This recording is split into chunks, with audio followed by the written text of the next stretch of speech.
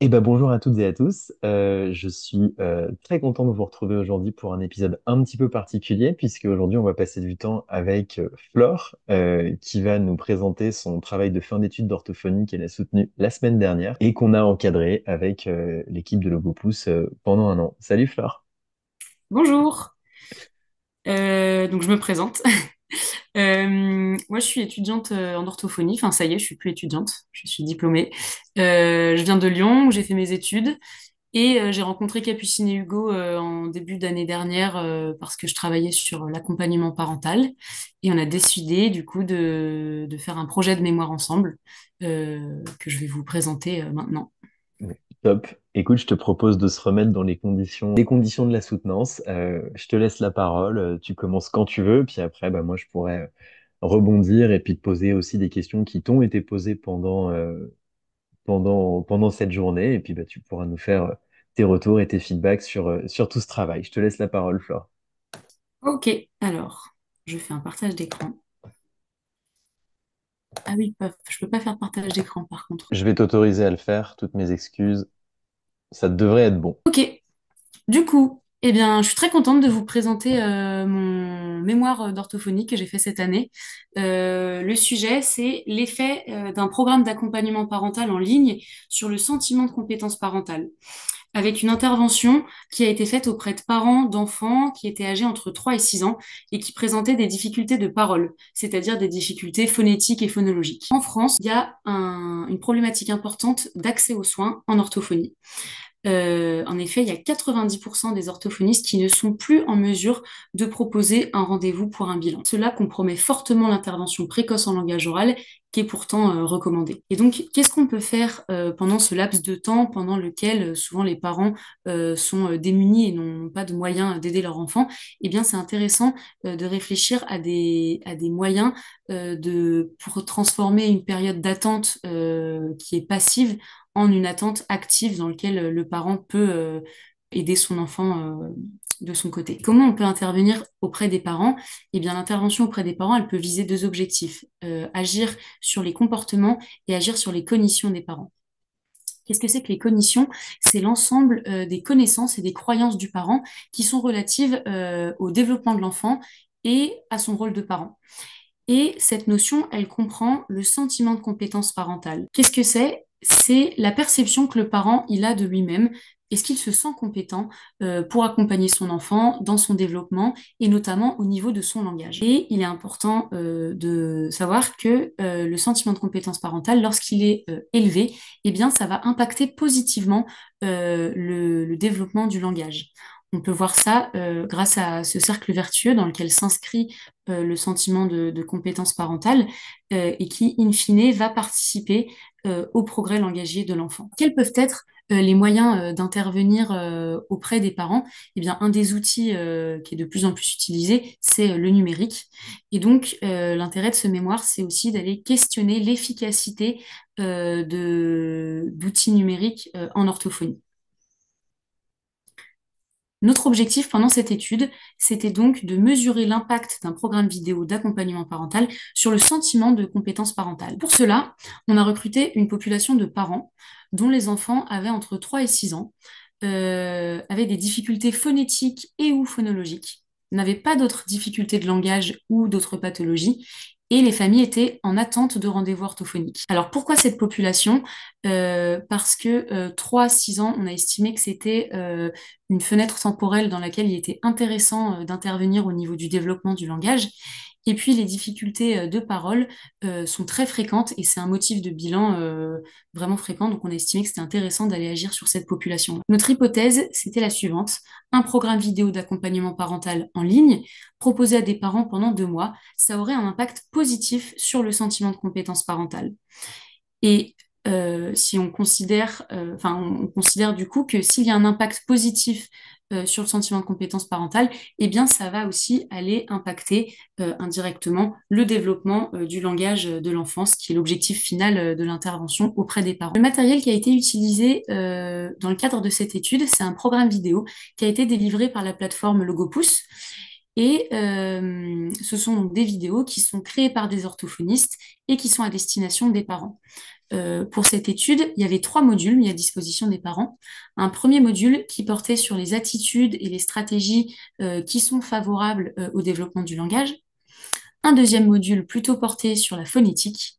Et un dernier module porté sur la phonologie.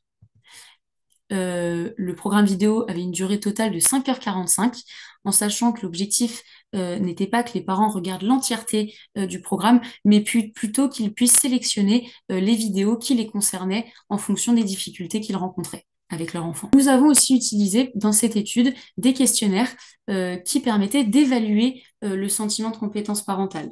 Ces questionnaires, ils ont été inspirés des données de la littérature et de mémoires qui ont été faits en orthophonie à Lyon l'année dernière. Ils proposaient notamment des échelles qui mesuraient le sentiment de compétence parentale. Il y avait une première échelle qui donnait un score sur 78, où le parent devait répondre à 13 affirmations et se situer entre 1 et 6, selon s'il se sentait plus ou moins compétent.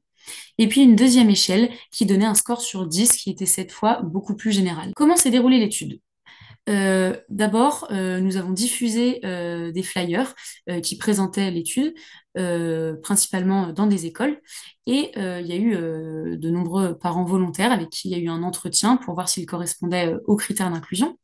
Et pour les parents qui ont été inclus dans l'étude, nous avons envoyé un premier questionnaire qui évaluait le sentiment de compétence parentale, auquel 61 parents ont répondu. Et 61 participants, ils ont été divisés en 2 groupes. Un groupe expérimental qui a eu accès au programme vidéo pendant 2 mois et un groupe témoin qui n'a eu aucun accompagnement pendant 2 mois. Au bout de ces 2 mois, tous les participants devaient répondre à un deuxième questionnaire et l'objectif, c'était de comparer le premier et le deuxième questionnaire pour voir s'il y avait eu une évolution qui s'était passée entre-temps, en sachant qu'on s'attendait à voir une évolution plus importante du sentiment de compétence parentale dans le groupe qui avait eu accès au programme vidéo. Quels sont les résultats relatifs à l'évolution du sentiment de compétence parentale?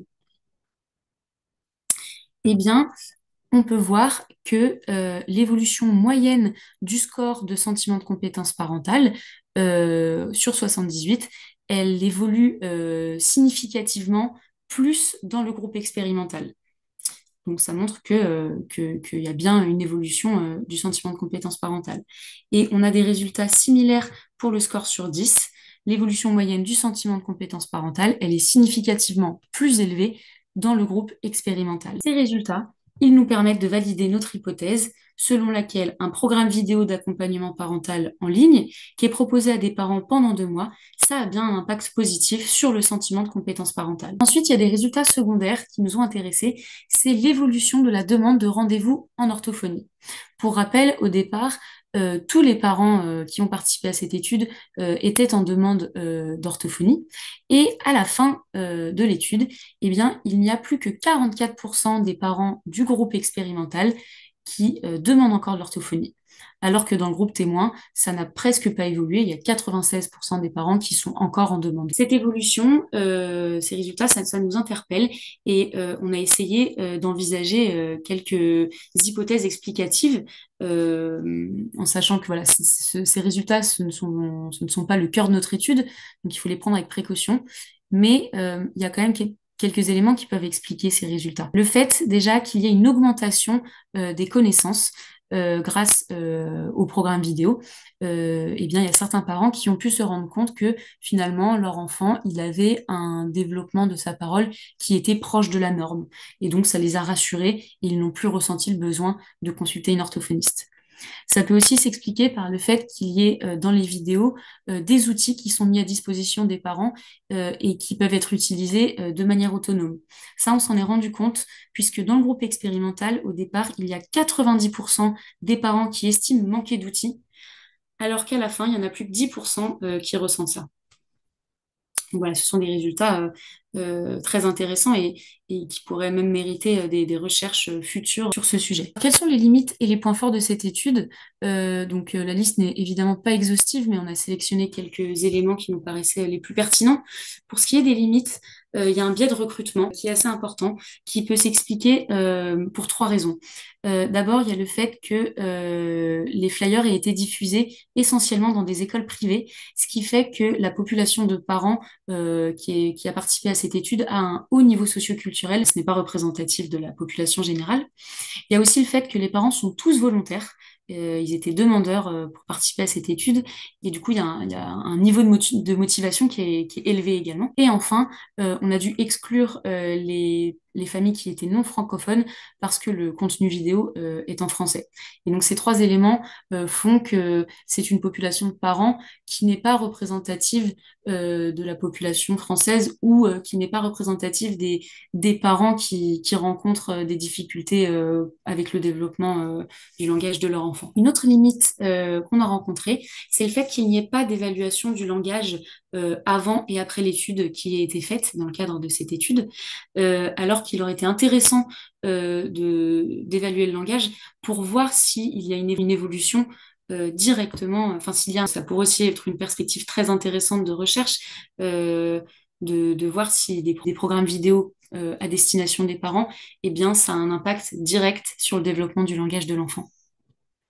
Pour ce qui est des points forts, la méthodologie de cette étude est robuste. C'est une étude de cohorte prospective avec des cas témoins qui nous donnent des résultats solides. Et puis, c'est une étude qui répond à des besoins réels, puisque tous les parents étaient volontaires et étaient très demandeurs de cet accompagnement. Donc voilà, c'est un projet qui permettait de répondre à des attentes que les parents pouvaient ressentir puisqu'ils n'avaient pas accès à de l'orthophonie. Et pour finir, quelles sont les perspectives pour la suite de cette étude? Eh bien, au niveau de la recherche, ce serait très intéressant de continuer de faire des études autour de ce sujet pour confirmer l'efficacité de ces outils vidéo pour intervenir auprès des parents. Et puis, au niveau clinique, eh bien, cet outil vidéo, il peut être utilisé en orthophonie dans différents contextes. Ça peut être en amont du parcours orthophonique, comme ça a été fait dans cette étude. Dans ces cas-là, on peut mettre en lien ce projet avec des projets comme les PPSO, donc c'est les plateformes de prévention et de soins en orthophonie qui sont en train d'émerger sur certains territoires en France. Ou aussi avec les bilans de prévention et d'accompagnement parental qui existent depuis 2022 euh, dans lequel il y a cette dynamique commune d'apporter de l'information aux parents pendant une période d'attente. Et puis, pour ce qui est des PPSO, ça peut aussi être l'idée de réduire les demandes de bilan qui ne sont pas nécessaires en informant les parents en amont. Et puis enfin, cet outil vidéo, il peut aussi être utilisé dans le cadre d'un suivi orthophonique qui est déjà en cours, dans lequel il y a une intervention directe auprès de l'enfant et une intervention indirecte avec les parents qui peut s'enrichir de certaines vidéos qui vont être proposées par l'orthophoniste, des vidéos qui sont en lien avec des thématiques abordées pendant les séances. Voilà, donc ça donne des perspectives très intéressantes pour que ce soit au niveau de la recherche ou au niveau de l'application clinique de l'outil vidéo. Et voilà, j'étais très heureuse de vous présenter ce projet et je vous remercie de votre attention. Super. Bah écoute, toujours aussi intéressant. Merci beaucoup, Flore, pour ta présentation. Bon, on va essayer de rester fidèle au jour de la soutenance, donc on va passer à la phase de questions. Mais vraiment, belle présentation, très claire. Encore bravo. Euh, je voudrais commencer par, si on reste un petit peu focus sur l'étude en elle-même. Du coup, le choix de la population, si je comprends bien, il s'est fait, on va dire par défaut, c'est ça, parce que le moyen de recrutement le plus efficace, c'était auprès des écoles privées. Oui, en fait, ce qui s'est passé, c'est que tout simplement, on n'a pas le droit de recruter dans les écoles publiques, on n'a pas le droit d'aller diffuser des projets comme ça. Donc, du coup, on n'a pas eu le choix que de diffuser dans des écoles privées. Ce qui fait qu'assez naturellement, on s'est retrouvé avec une population qui est effectivement pas représentative de la population française. Et donc voilà, il faut juste être vigilant avec ces résultats qui sont pas généralisables en fait à l'ensemble des parents. Ce qui est intéressant, c'est que tu parles de biais de recrutement en disant que c'est des gens avec un niveau socio-culturel qui est quand même un petit peu plus haut. des gens avec peut-être le fait qu'ils soient recrutés dans une étude, on peut imaginer qu'ils soient plus motivés, plus investis. Et pourtant, on se rend compte que dans les deux bras de l'étude, ce soit la cohorte témoin ou la cohorte interventionnelle, bah, on a quand même des perdus de vue. On a quand même dans chaque bras une dizaine de personnes qu'on perd de vue sur 2 mois. Mm. Comment tu l'as vécu? Comment t'expliques ça, toi? Oui, ça c'est aussi une problématique à laquelle on s'est confronté. C'est un peu euh, un problème d'adhésion de certains parents à ce type de programme. Et donc, il faut être conscient, je trouve, que c'est des outils qui sont très intéressants, mais qui ne sont pas adaptés à tous les profils de parents, euh, notamment au profil d'apprentissage. Il y a des parents pour qui c'est très adapté d'apprendre par le biais de l'outil vidéo et d'apprendre en autonomie. D'autres où ils vont beaucoup plus avoir besoin d'un accompagnement humain, d'un suivi, de temps d'échange.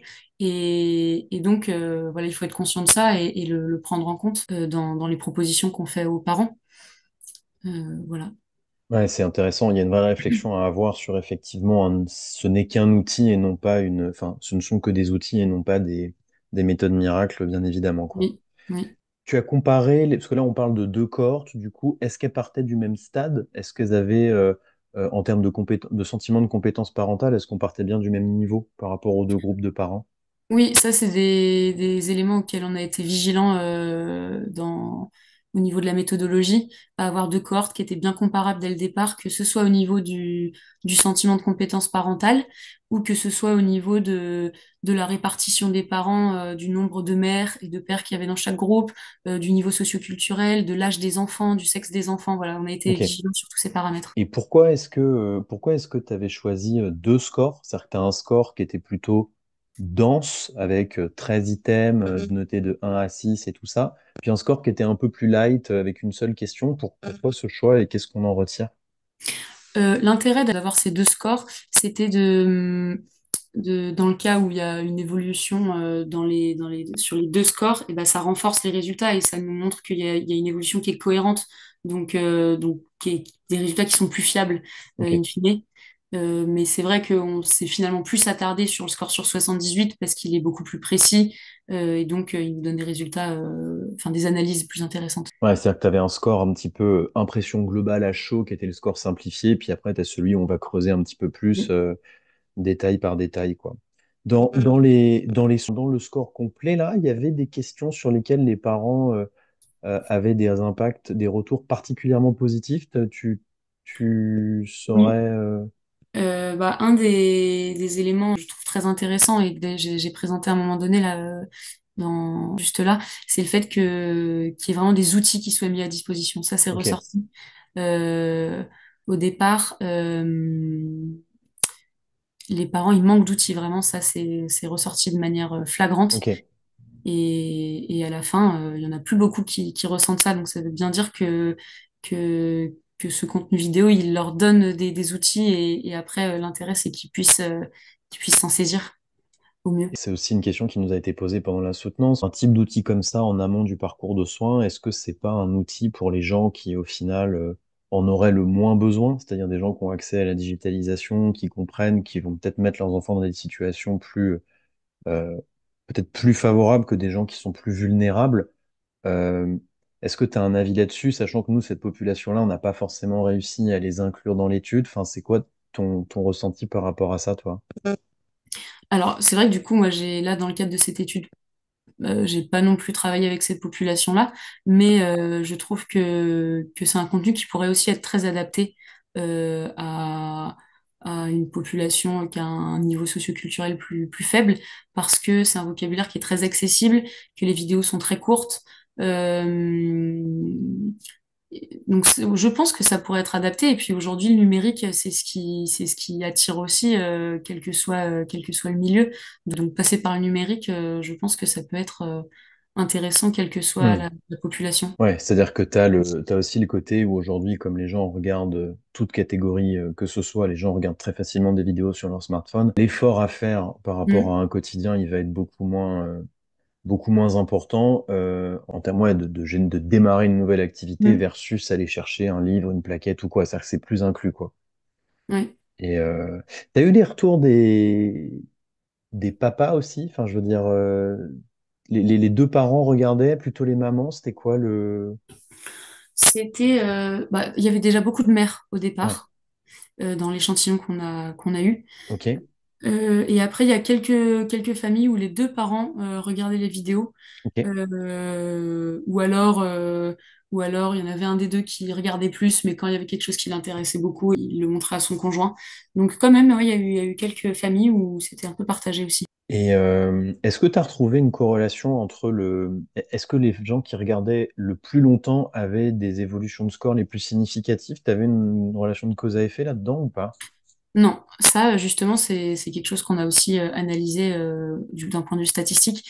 Et il y a pas de corrélation entre le temps de visionnage et l'évolution du sentiment de compétence parentale.